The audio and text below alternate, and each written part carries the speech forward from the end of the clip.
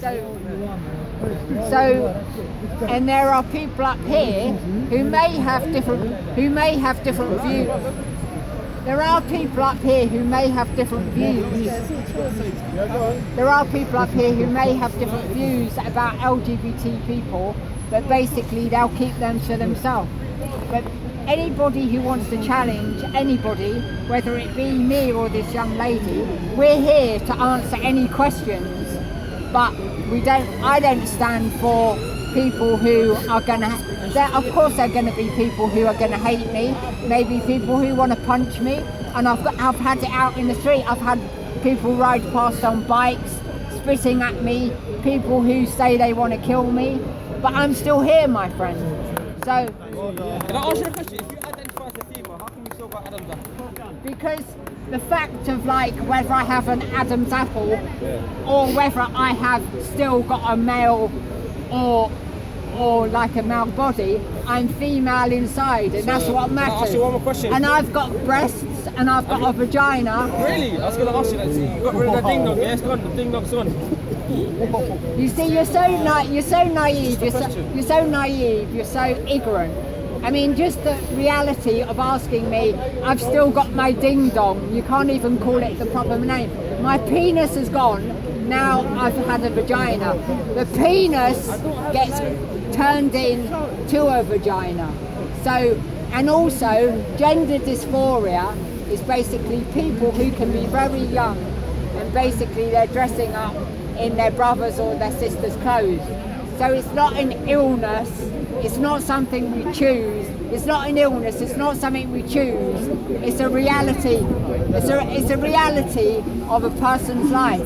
So leave the girl or the boy or whoever alone and learn some education. You should say that to him. Learn some education about these issues. Okay? It's basically something which you don't choose to be gay. You don't choose to be gay. You don't choose to be different. Don't tell me say you're born with it, because you're not. You're not born that way. You do choose. Who are you to know? It could be the person.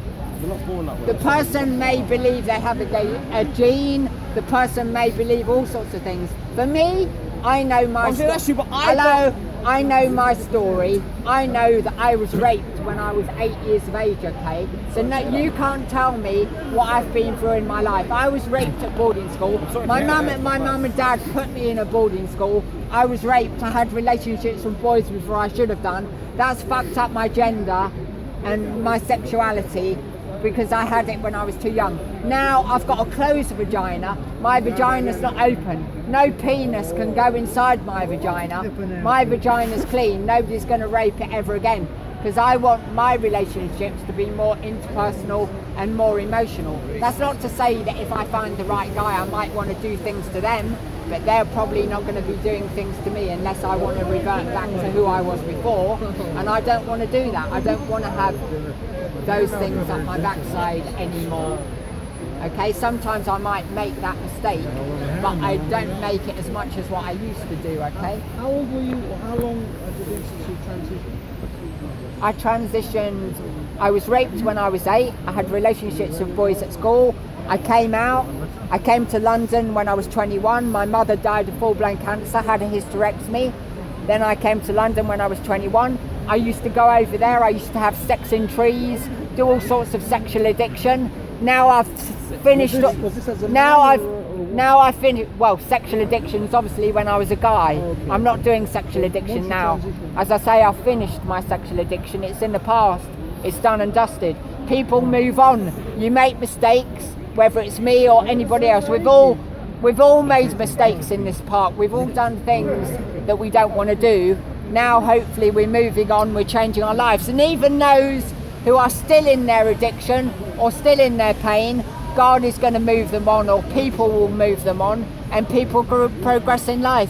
People don't stay stagnant, people don't stay as who they are. Any questions?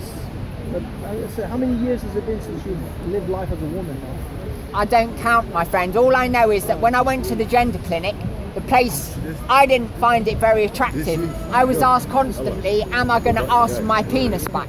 So I go to a gender clinician where they're supposed to be qualified to care for people like me, and basically they're saying, am I going to ask for my penis back?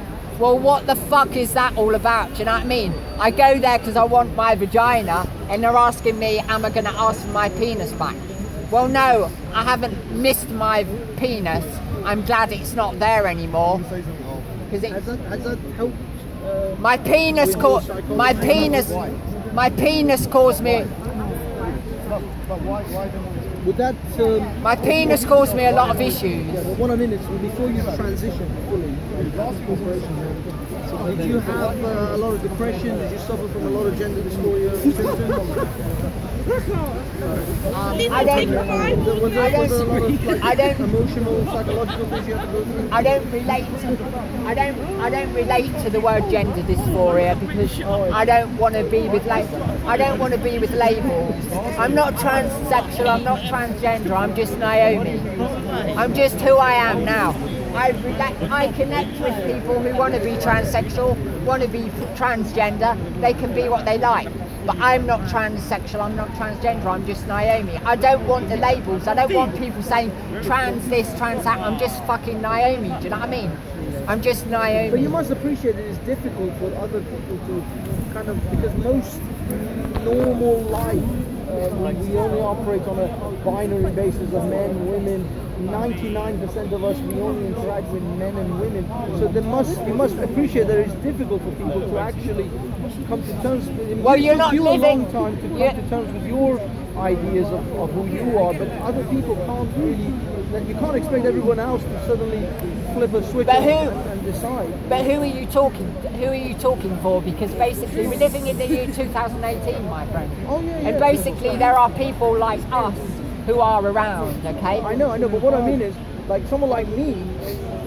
Although you guys, I would refer to you with whatever pronouns you want. You want to be called she, you want to be treated like a lady, that's fine with me. I'm just saying, I can't suddenly imagine or pretend that you're a woman, because in my mind, I know where you come from. I accept you as a trans person, I accept you as a human being. I'm not taking that away from you in any way, but I can't suddenly imagine that's a bus, that's a tree.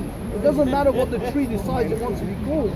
I can't suddenly call it a bus. Okay, so let's break this down. In my mind, it would still. Okay, let's break this down break this down very slowly. You just said a few minutes ago, I know where you've come from. So can you tell me where I've come from? I presume hello, can you let me finish? I presume from that you're talking about I come from being a man, yeah? Well, yes, I was a man once, I don't deny that. Of course I was born as Brian, but now I'm Naomi. So therefore, you've got to embrace the fact that Brian has now become Naomi. If you cannot do that, then I still love you. I still care for you. I can 100% accept that. That's not my qualm. My problem isn't to accept the fact that you are a woman. You want to be called a woman, you want to live life as a woman, you want to be treated like a woman. No problem. I've got no problems with that. But you can't